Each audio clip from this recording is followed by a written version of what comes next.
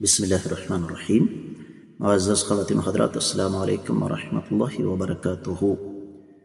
رب کائنات سے بڑھ کر عدل کرنے والا کوئی بھی نہیں،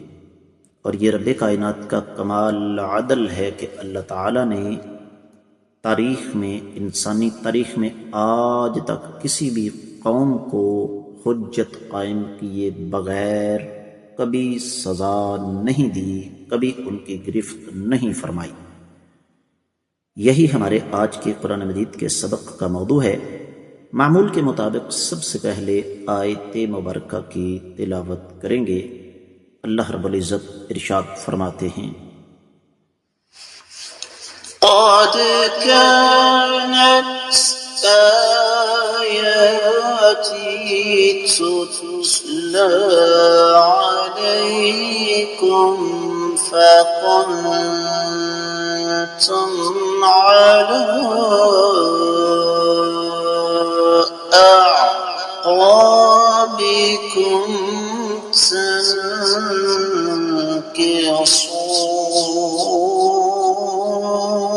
تنكصون. قد كانت آياتي تتلى عليكم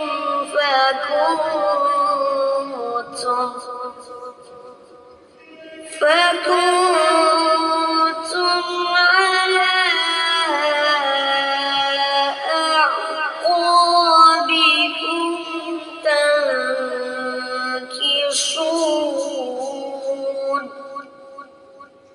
معزز خواتین و حضرات، رب کائنات کی پاکیزہ کتاب قرآن مجید 18واں پارہ سورہ مبارکہ کا نام المؤمنون، آیت مبارکہ ہے 66۔ رب کائنات ارشاد فرماتے ہیں، قد کانت، یقینی طور پر، آیاتی، میری آیات مبارکات، تتلا، تلاوت کی جاتی تھیں، علیکم، تم پر، فکن، تم، اور تم لوگ،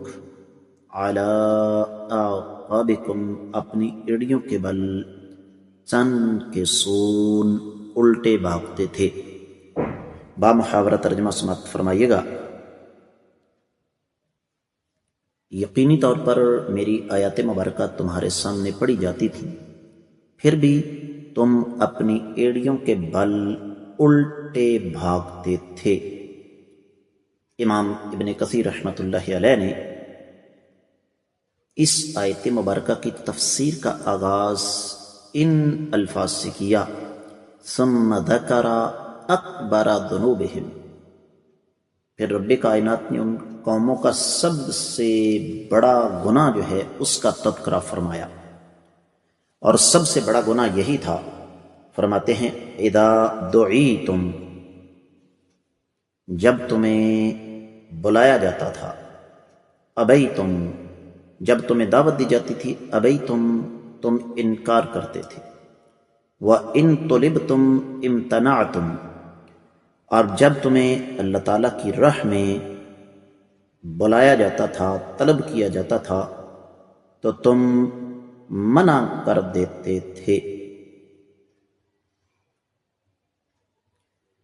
اور اس کے لیے پھر معزز خواتین حضرات، امام ابن کثیر رحمۃ اللہ علیہ اپنی طبیعت اور اپنے مزاج کے مطابق قرآن مجید کی دوسری آیت مبارکہ لے کر آئے۔ سورہ غافر 40ویں سورہ مبارکہ 12ویں آیت مبارکہ ہے، ذالکم بأنہ اذا دعی اللہ وحدہ کفرتم وإن یشرک بہ تؤمنوا فالحکم للہ العلی الکبیر۔ جب ایک رب کائنات کی طرف تمہیں بلایا جاتا تھا تو تم انکار کر دیتے تھے، اور شرک پر تم پختہ عقیدہ رکھتے تھے، جبکہ حکم تو اس رب کائنات کا ہی چلنے والا ہے جو بلند و برتر اور عظمتوں والا ہے۔ تفسیر ابن کثیر میں جو کچھ بیان ہوا وہ اتنا ہی۔ دیگر کتب تفسیر کا جائزہ لیا جائے تو اہل علم نے سب سے پہلے ایک مناسبت ذکر فرمائی ہے خاص طور پر امام شنقیطی نے اضواء البیان میں اور امام رازی نے اپنی تفسیر میں کہ اللہ مالک العلام رب الجلال والاکرام نے سب سے پہلے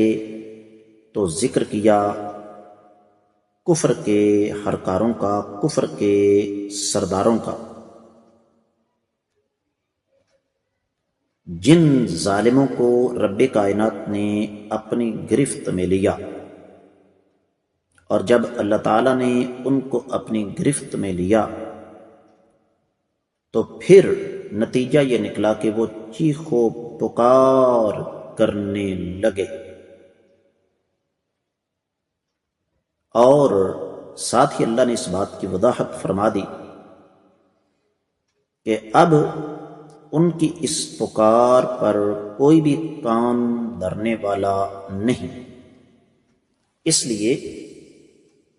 کہ جب ان کے سامنے اللہ رب العزت کی آیات مبارکات تلاوت کی جاتی تھی تو سب سے پہلے یہ اپنی ایڑیوں کے بل گھوم جاتے تھے، اور باقی دو امور ان کا تذکرہ انشاءاللہ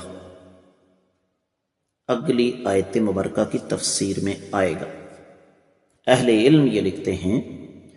کہ ظالموں پر اللہ تعالیٰ کا عذاب کیوں نہ آتا۔ امام ابن جریر، امام قرطبی اپنی اپنی تفسیر میں، اور امام مکی الہدایہ الی بلوغ النہایہ میں، اور پھر اسی طریقے سے امام مقاتل بن حیان، امام ابن ابی زمانین، امام واحدی الوسیط میں، امام ابن عطیہ اپنی تفسیر میں،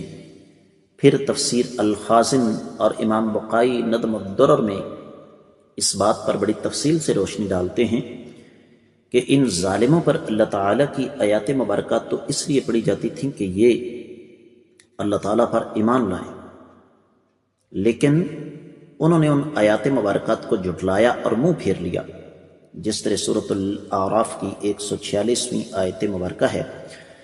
وَإِن يَرَوْا سَبِيلَ الرُّشْدِ لَا يَتَّخِذُوهُ سَبِيلًا وَإِن يَرَوْا سَبِيلَ الْغَيِّ يَتَّخِذُوهُ سَبِيلًا ذَلِكَ بِأَنَّهُمْ كَذَّبُوا بِآيَاتِنَا وَكَانُوا عَنْهَا غَافِلِينَ، کہ جب ہدایت کا راستہ ان کے سامنے رکھا جاتا تو اس راستے کو یہ ترک کر دیتے، اور جب شیطانی راستہ ان کے سامنے آتا تو فوری طور پر اس کو اختیار کر لیتے۔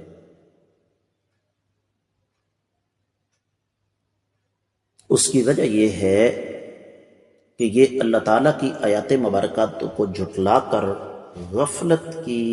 زندگی بسر کرنے والے تھے۔ معزز خواتین حضرات، اسی آیت مبارکہ کو لے کر ہم تھوڑا سا مزید آگے بڑھتے ہیں اور دیکھتے ہیں کہ وحدت تفسیر میں اس حوالے سے ایک بڑی قیمتی بات ہمارے سامنے آئی ہے کہ اللہ تعالیٰ کافروں کو گرفت میں کیوں لیں گے۔ جس طرح میں نے ابتدا میں عرض کیا کہ رب کائنات بلا حجت قائم کیے تو کسی کو گرفت میں نہیں لیتے، تو اصل بات یہ ہے کہ یہ ظالم دنیا میں غافل تھے، ان کے سامنے قرآن پڑھا جاتا تھا، اللہ تعالیٰ کی آیات مبارکات پڑھی جاتی تھیں، اور اسی وجہ سے پڑھی جاتی تھیں کہ یہ ان پر ایمان لائیں، عمل کریں، لیکن وہ سن کر تصدیق کرنے کی بجائے راہ فرار اختیار کرتے تھے، اور راہ فرار بھی بالکل ایک ہوتا ہے تھوڑا سا بندہ دائیں بائیں ہو جائے، نہیں، مکمل طور پر اپنی ایڑیوں کے بل گھوم کر یہ ظالم بالکل مخالفت کرتے تھے۔ اور یہی وجہ ہے کہ امام ابن ابی حاتم نے اسباب النزول میں اس بات کا جزم فرمایا ہے کہ اہل مکہ کو یہ بیماری لاحق تھی کہ وہ بیت اللہ کا طواف نہیں کرتے تھے، بلکہ بیت اللہ کے ارد گرد ویسے چودھری بن کر گھومتے تھے۔ جس طرح آپ نے دیکھا ہوگا کہ آج بھی ایسے بد نصیب موجود ہیں، جمعے والے دن ہفتے کے بعد وہ مسجد میں آئیں گے، ہیں چودھری صاحب مسجد کمیٹی کے اچھے خاصے عہدیدار، 4 پیسے اللہ نے دے دیے، دماغ خراب ہو گیا، دولت نے چربی چڑھا دی دماغ کو، اسی بات پر بڑے خوش ہیں کہ جناب اس مسجد کی جگہ میرے دادا نے دی ہوئی ہے، یا میں اس مسجد کو 10 20 50 ہزار روپیہ ماہانہ یا کبھی کبھار دے دیتا ہوں، تو یہ چیزیں کام آنے والی نہیں ہیں، بلکہ اعراض سے مراد انسان